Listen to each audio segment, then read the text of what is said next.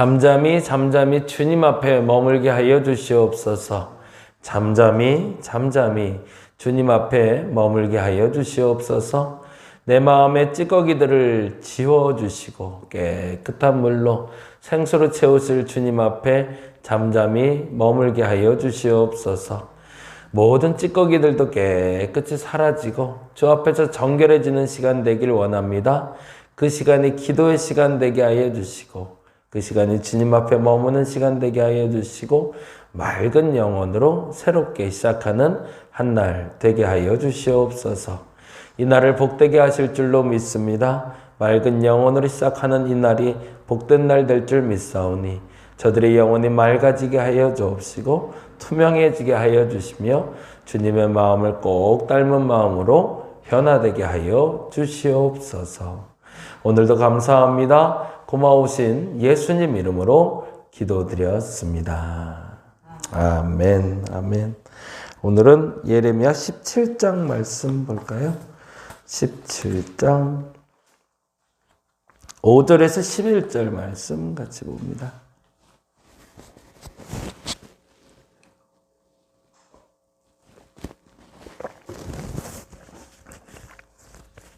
예레미야 17장 5절에서 11절까지 우리 같이 한 목소리로 천천히 읽겠습니다. 여호와께서 이와 같이 말씀하시니라. 무릇 사람을 믿으며 육신으로 그의 힘을 삼고 마음이 하나님에게서 떠난 그 사람은 저주를 받을 것이라. 그는 사막의 떨기나무 같아서 좋은 일이 오는 것을 보지 못하고 광야 간조한 곳 건건한 땅 사람이 살지 않는 땅에 살리라. 그러나 무릇 여호와를 의지하며 여호와를 의뢰하는 그 사람은 복을 받을 것이라. 그는 물가에 심어진 나무가 그 뿌리를 강변에 뻗치고 더위가 올지라도 두려워하지 아니하며 그 입이 청청하며 가무는 해도 걱정이 없고 결실이 그치지 아니함 같으리라. 만물보다 거짓되고 심히 부패한 것은 마음이라. 누가 능히 이를 알리오마는 나 여호와는 심장을 살피며 배부를 시험하고 각각 그의 행위와 그의 행실대로 보응하나니 불의로 치부하는 자는 자고새가 낫지 아니한 알을 품음 같아서 그의 중년에 그것이 떠나겠고 마침내 어리석은 자가 되리라. 아멘, 아멘. 오늘은 16장, 17장 보는 날이고요. 16장에는 이렇게 적어 놓으실까요? 세 가지 금하신 것은 이렇게 적어 놓으시면 좋을 것 같아요. 세 가지 금하신 것은 16장에는 예레미야에게 독특한 세 가지의 규칙을 얘기하세요. 이제부터 이러지 말라라는 거예요. 이 말씀에 대한 곡해가 없었으면 좋겠습니다. 말씀에 대한 적용은 그 시기에 맞춰서 적용하는 게 맞아요. 그 시기를 벗어나서도 영원한 법은 아니에요. 이 말을 드리는 이유가 있어요. 첫 번째, 그에게 금한 것이 1절과 2절에 나옵니다. 같이 읽어볼까요? 여호와의 말씀이 또 내게 임하여 이르시되 너는 이 땅에서 아내를 맞이하지 말며 자녀를 두지 말라. 뭐 하라는 거죠? 결혼하지 말라는 얘기죠. 그리고 아이 출산하지 말래요. 이 말씀이 영원한 말씀일까요? 아니죠. 그 말씀에 대한 곡해는 거기서 시작이 돼요. 말씀은요, 시대에 따라서 적용이 돼요. 그 시대를 벗어나서 적용되는 적이 없어요. 그 말씀은 그 시대, 그 시기에 맞게 해석이 돼야 됩니다. 만일에 이 말씀을 영원한 말씀, 물론 하나님의 말씀은 영원하죠. 근데 영원한 규칙으로 삼는다면 지금 우리는 결혼하면 안 되죠. 자녀 낳아도 안 되죠. 근데 그것은 곡해죠. 이 시기에, 이때는 그러지 말라라는 얘기죠. 그 이유는 나중에 밝혀지겠지만. 그리고 나서 이렇게 얘기하십니다. 3절의 말씀에 이곳에 낳은 자녀와 이 땅에서 그들을 해산 어머니와 그들을 낳은 아버지에 대하여 여호와께서 이와 같이 말씀하시오니 라고 되어 있네요. 예레미야만 아내를 갖지 말고 자녀를 두지 말라는 게 아니라 앞으로 지금 이 순간에는 더 이상 결혼하지 말라라는 얘기네요. 그렇죠? 그러고 나서 이렇게 얘기합니다. 4절 말씀 볼까요? 4절.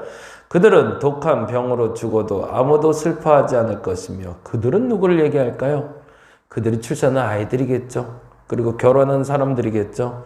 그들을 슬퍼해 줄 사람이 없대요. 묻어주지 않아 지면에 분토와 같을 것이며 칼과 기근에 망하고 그 시체는 공중의 새와 땅의 짐승의 밥이 될 것이기 때문에. 심지어는 이렇게 얘기합니다. 5절 여호와께서 이와 같이 말씀하시되 요거 이제 두 번째네요. 네, 4절 말씀을 통해서 하는 말씀은 결혼하고 자녀를 갖는 것 그것이 기쁨이 되지 못할 것이고 그것을 슬퍼해 줄 사람도 없을 뿐더러 그들이 죽게 될 것인데 그들이 죽었을 때 묻어줄 사람이 없다. 이게 첫째. 첫째 금하는 것 결혼하지 마라. 두 번째 금하는 게 5절에 나옵니다. 같이 읽어볼까요?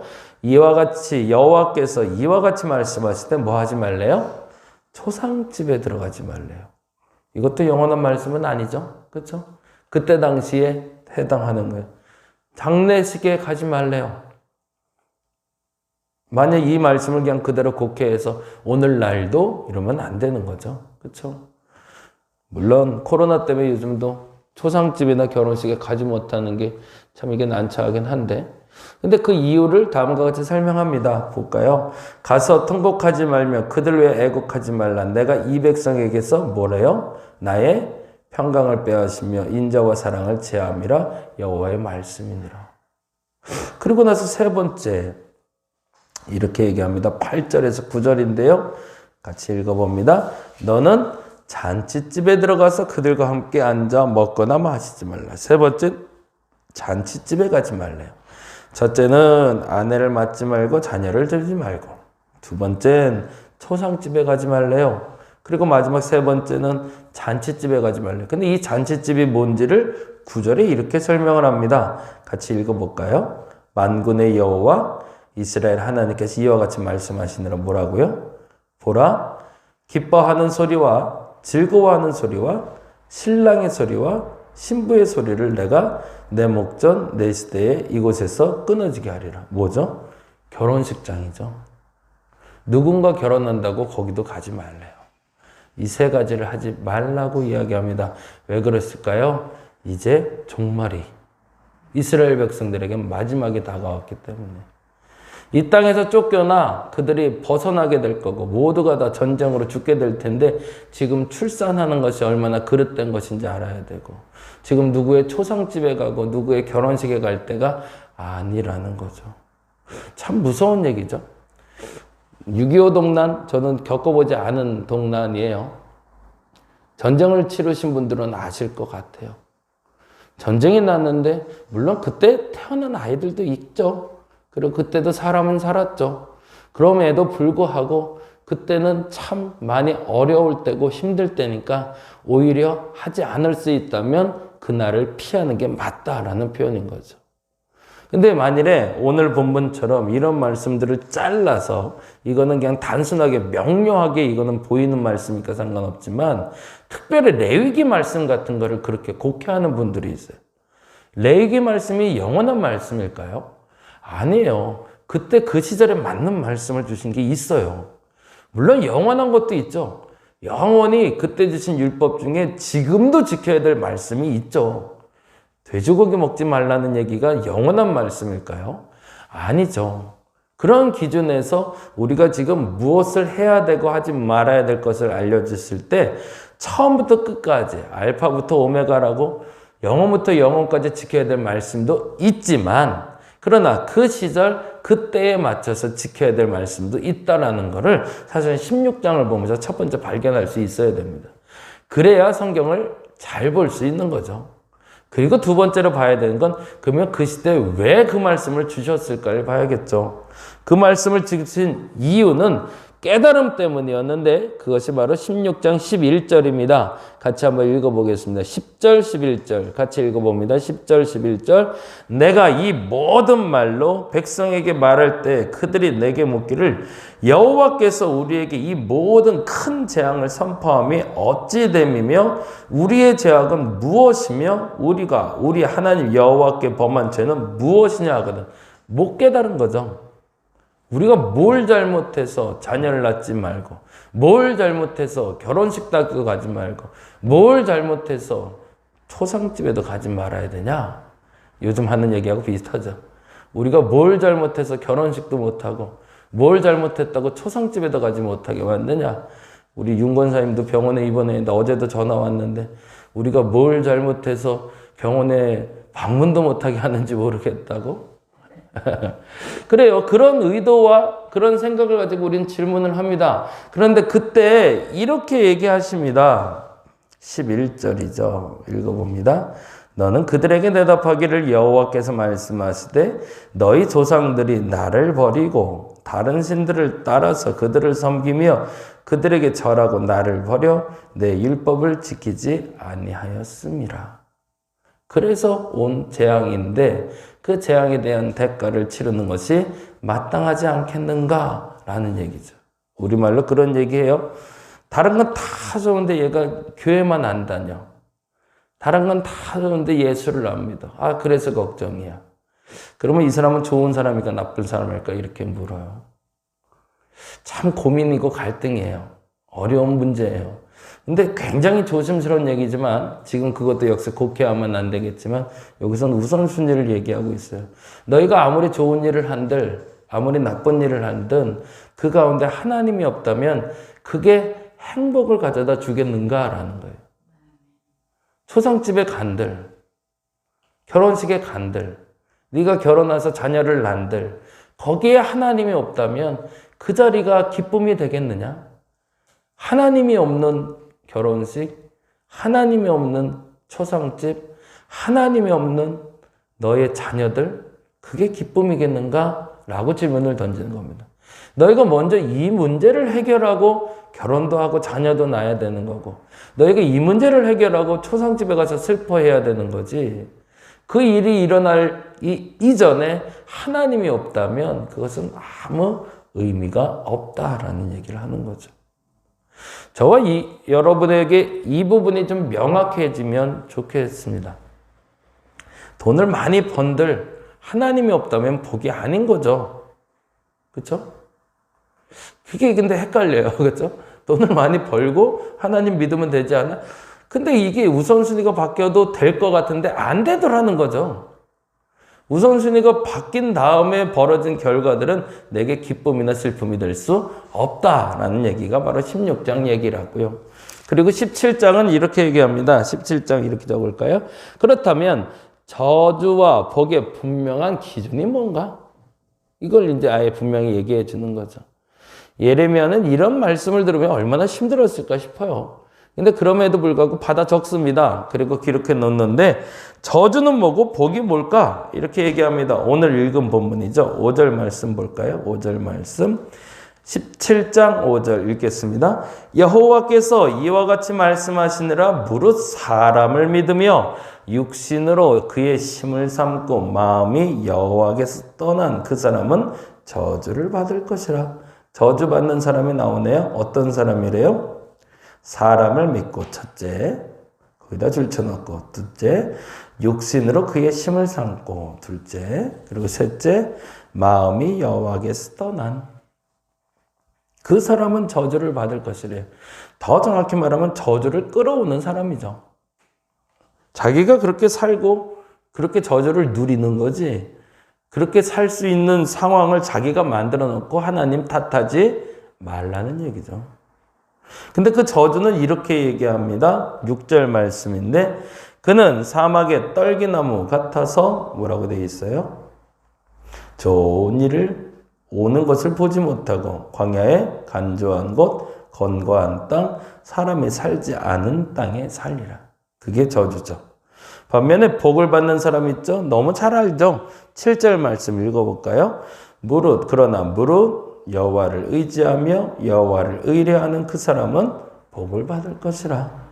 첫째, 여호와를 의지하고 줄쳐놓고 둘째, 여호와를 의뢰하는 사람은 복을 받을 거래요. 근데 그 복은 뭐라고 되어 있죠? 8절에 이렇게 되어 있네요. 그는 물가에 심겨진 나무가 그 뿌리에 강변에 뻗치고 더위가 올지라도, 거기다가 별표 해놓으세요.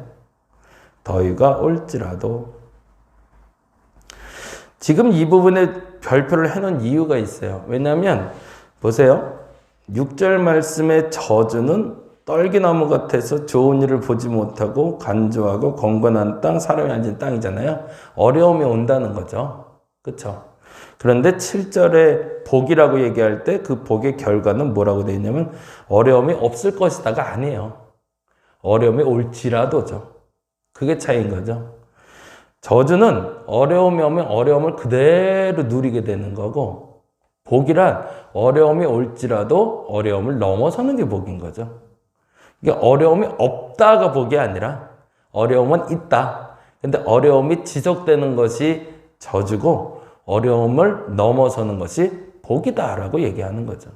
그 차이가 여러분에게 좀 분명해졌으면 좋겠습니다. 왜 난 예수 잘 믿는데 고난이 자꾸 있어? 어저께 우리 또 남원 식구 한 분이 또 교통사고가 또 났다는데 그분 계속 교통사고 나서 좀 걱정인데 이게 운전을 많이 하는 분이라 조금 염려가 좀 돼요. 어려움이 있죠. 그렇다고 저주가 아니라는 거죠. 그건 우리 분명히 하고 넘어가자는 거예요. 저주란 어려움이 지속되는 거고 축복이란 어려움이 올지라도 넘어서는 게 축복이다. 근데 이유가 있죠. 그 뿌리가 살아있기 때문이라는 거죠. 그래서 8절에 이렇게 얘기하죠. 그는 물가에 심겨진 나무가 그 뿌리를 강병에 뻗치고 라고 돼 있죠. 그 뿌리가 아직 살아있기 때문에 여호와를 의뢰하고 여호와를 의지하기 때문에 더위가 올지라도 그렇죠. 어려움이 올지라도 그 어려움을 넘어서며 그 다음에 뭐라고 그러죠? 두려워하지 아니하며 그 입이 청청하며 가무는 해에도 걱정이 없고 거기도 별표 해놨죠. 그렇죠? 더위가 와도 가무는 해가 와도 걱정하지 않는데요. 그리고 나서 결과가 이렇게 되는 거죠. 결과는 결실이 그치지 아니함 같으니라. 그러고 열매가 끊임없이 생성되는 것 그것이 복이다라고 얘기하는 거죠. 이 복을 받을 수 있기를 바랍니다. 복은 어려움이 없는 게 아닙니다. 어려움을 넘어서는 게 복이죠. 근데 그 어려움을 넘어서는 근원이 뭐냐는 거죠. 하나님을 의지하고 의뢰하는 것. 그것을 조금 더 구체적으로 이렇게 얘기합니다. 이스라엘 백성들의 문제를 제시하면서 얘기하는데 첫째 13절에 이렇게 얘기하네요. 읽어볼까요? 13절 이스라엘의 소망이신 여호와여 무릇 주를 버리는 자는 다 수치를 당할 것이라. 그렇죠. 무릇 여호와를 떠나는 자는 흙에 기록이 되오리니 이는 뭐라고 되어 있어요? 생수의 근원이신 여호와를 버림이라. 그러면 생수의 근원이신 여호와를 붙잡으면 복이 된다는 얘기죠. 그게 첫 번째. 두 번째는 실제적인 복을 얘기합니다. 22절 말씀 같이 읽어볼까요? 22절 안식일에 너희 집에서 짐을 내지 말며 어떤 일이라도 하지 말고 내가 너희 조상들에게 명령한 같이 안식일을 거룩히 할지니라 라고 되어 있어요. 거룩히 지키라 라고 되어 있지 않나요?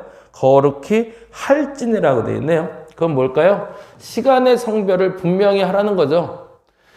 하나님 앞에 우선순위를 둔다라고 생각하며 착각하는 것들이 있는데 그 중에 제일 중요한 것이 뭐냐면 하루 시간 속에 하나님의 시간을 지켜내라는 얘기입니다. 그래서 공포하기를 저도 매일이 주의 날이라고 공포하는 이유가 있는데 이유는 오늘이 하나님이 주신 거룩한 날이기 때문입니다. 그래서 이 거룩한 날을 거룩하게 하는 것이 제일 중요한 겁니다. 그렇게 된다면 어려움이 올지라도 가뭄이 올지라도 넘어서는 복이 너희에게 있을 것이다 라고 오늘 본문은 이야기하고 있습니다. 오늘은 그렇게 기도했으면 좋겠어요. 하나님 진짜 복 누리게 하옵소서. 어려움 없이 승승장구가 복이 아니라 어려움을 넘어서는 게 복인 줄 알았으니 어려움 없이 승승장구가 아니라 어려움을 넘어서는 복을 누려 진짜 하나님이 어떻게 역사하는지를 보게 해달라고 그렇게 기도하는 저와 여러분 되시기를 간절히 바랍니다. 기도하겠습니다. 넘어서게 하여 주옵소서. 탄탄대로면 너무 좋겠지만 어쩔 때는 바닥을 기고 있고 어쩔 때는 하늘을 보며 크게 웃을 수 있는 날이 올 줄로 믿습니다. 넘어서게 하여 주옵소서. 굴곡진 세상에서 쓰러지지 않게 하여 주옵시고 가끔 넘어진다 할지라도 바로 일어나 다시금 극복하게 하여 주시옵소서. 그것이 참된 복인 줄 믿습니다. 여호와를 의지하는 자에게 하나님이 힘 주실 줄 믿사오니 그 힘으로 승리하는 한 날 되게 하여 주시옵소서. 감사합니다. 고마우신 예수님 이름으로 기도드렸습니다. 다 같이 기도하겠습니다.